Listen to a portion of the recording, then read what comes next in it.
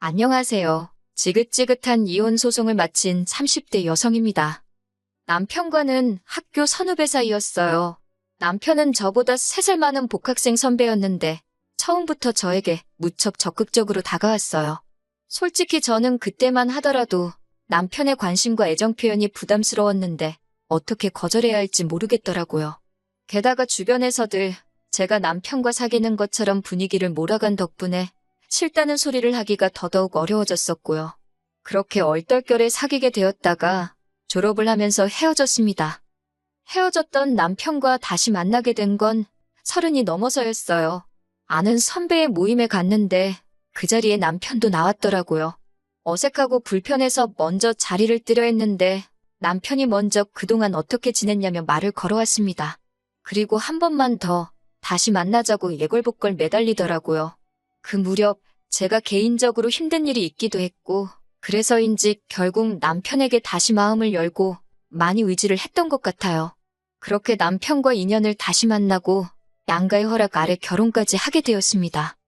하지만 막상 부부의 연을 맺고 나니 남편에게서 생각지도 못한 모습들을 보게 되었어요. 일남 3녀 중 막내로 태어난 남편은 자기 뜻대로 되지 않으면 자기 분에 못 이겨 할 말 못할 말 구분을 못하더라고요. 솔직히 어느 부부가 부부싸움 한 번 안 하며 살겠어요? 그리고 그 이유가 꼭 술이나 여자 문제처럼 크지 않을 때도 있잖아요.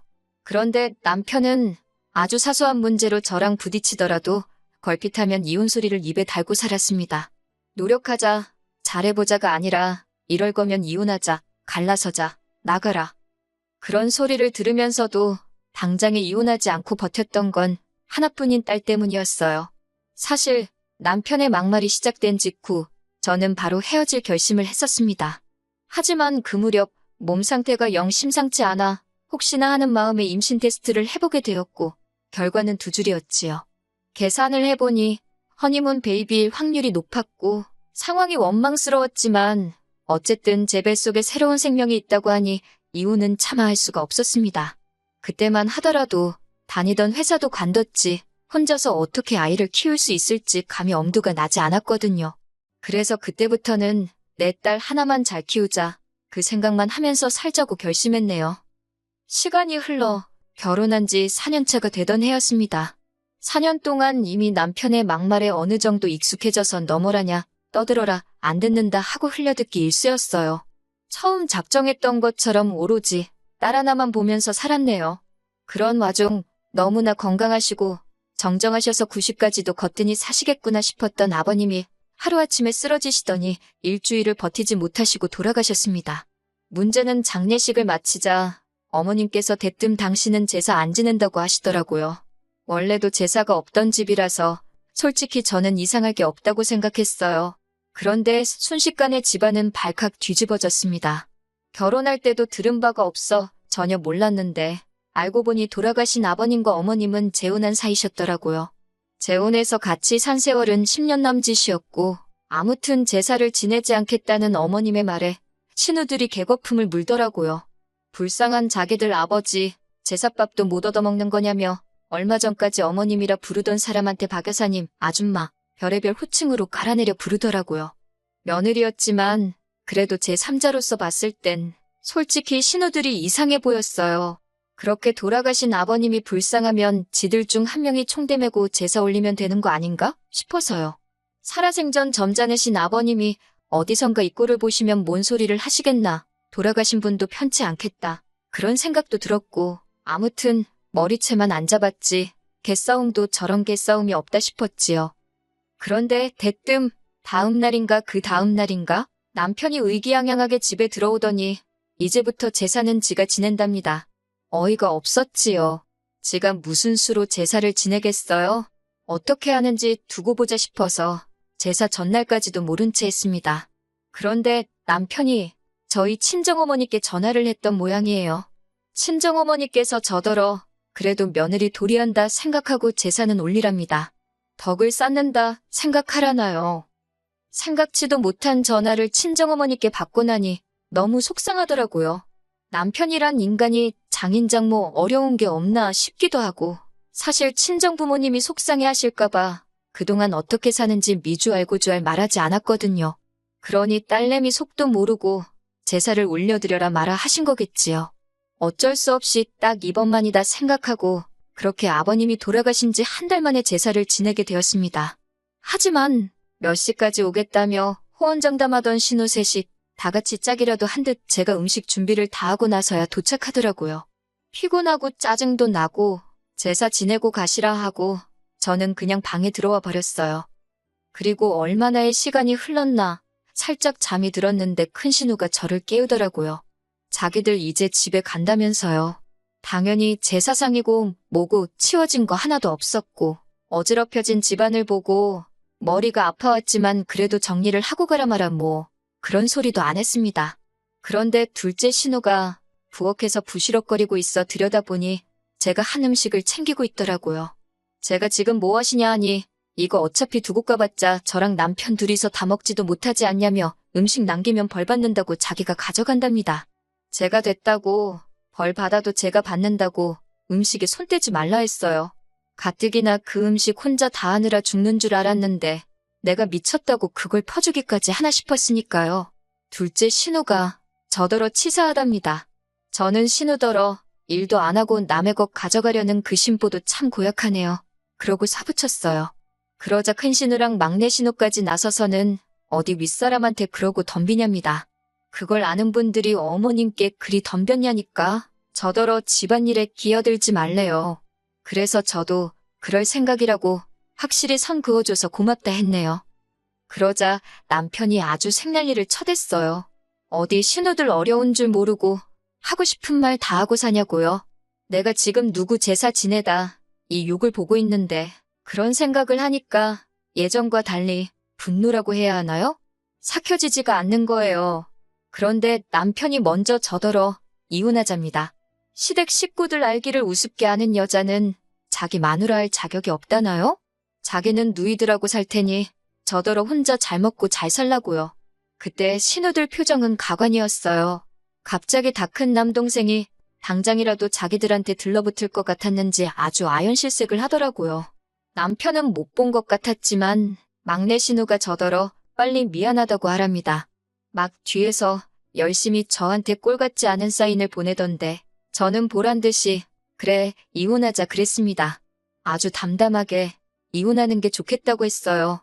그러자 이번만큼은 남편도 약간 주춤하는 기세를 보이대요. 그리고 이튿날 남편이 집을 나갔습니다. 처음엔 평소처럼 출근한 줄 알았는데 퇴근할 시간이 지나도록 집에 안 오더라고요. 걱정은 하나도 안 되었지만 그래도 어디 가서 비명행사한 건 아닌가 싶어서 전화는 한번 걸어봤어요. 그랬더니 또 그건 봤더군요. 한다는 소리가 자기 기분 풀릴 때까지 안 들어갈 거랍니다. 생활비도 안 줄 거라고 그래요. 어이가 없어서 그냥 빨리 협의 이혼하고 깔끔하게 갈라서 자니까 그건 싫다면서 자기 없는 동안 제가 뭘 잘못했는지 반성하랍니다. 어이가 없어서 전화기에 대고 신나게 웃은 다음에 제발 집에 들어오지 말라고 했어요. 이후로 저는 친정부모님에게 그동안 제가 겪은 일을 털어놓았습니다. 전에는 그래도 시집간 맏딸이 부모님 걱정시키는 건 자식된 도리가 아니다 싶어서 어지간한 일은 말씀드리지 않았거든요. 부모님께선 제 이야기를 들으시곤 말 그대로 당신들 가슴을 내리치셨습니다. 앞으로 어쩔 거냐고 물어보시길래 일단 직장을 알아볼 생각이라 했어요. 남편인지 뭔지 그 작자가 언제 집구석에 기어들어올지도 모르겠지만 더 이상 그 인간 돈 한 푼도 쓰기 싫다고요. 이후로 친정의 아이를 맡기고 저는 회사를 다니기 시작했습니다. 사실 저희 딸이 10달을 채우지 못하고 8개월 만에 세상 구경을 했어요. 그렇다 보니 처음부터 돈이 좀 많이 들어가게 되었는데 남편 벌이가 괜찮았거든요. 저한테 좋은 남편은 아니었지만 아이한테는 경제적으로 좋은 아빠였지요. 그래서 솔직히 치사하고 더러울 때도 있었지만 그래도 돈 타서 쓰는 죄다 생각하고 어거지로 참고 살은 거예요. 하지만 이혼하자는 소리가 안 먹히니까 결국엔 돈 가지고 이러는구나 싶어서 하루라도 빨리 어떻게든 경제적으로 자리를 잡아야겠다 싶었네요. 그리고 이후로 저는 남편에게 단 한 차례도 연락하지 않았습니다. 한 달, 2달이 지나도록 아무런 반응도 보이지 않았지요. 그러니까 오히려 남편이 불안해졌던 모양이에요. 집 나간 지 한 4개월쯤 되었을 땐가 모르는 번호로 전화가 걸려왔는데 직감적으로 남편이란 걸 알 수 있었습니다. 저는 그 전화를 일부러 받지 않았고요. 그러자 두어 번 정도 전화가 더 걸려왔고 역시나 받지 않았더니 뭐가 급했는지 이번에도 장모인 친정어머니께 전화를 걸었더군요. 친정어머니가 이야기를 전하시길 남편이 슬쩍 화해하고 싶다는 뜻을 보이더랍니다. 하지만 정신을 들차린 건지 친정어머니더러 판을 좀 깔아달라고 그랬다나요? 친정어머니가 저더러 어쩌고 싶냐 물으시길래 됐다고 했습니다. 남편 목소리 안 듣고 사니 살 것 같고 얼굴을 안 보고 사니 속이 다 후련하다고 이혼이나 마무리 짓게 집에 들어오란다고 전해달라 했지요.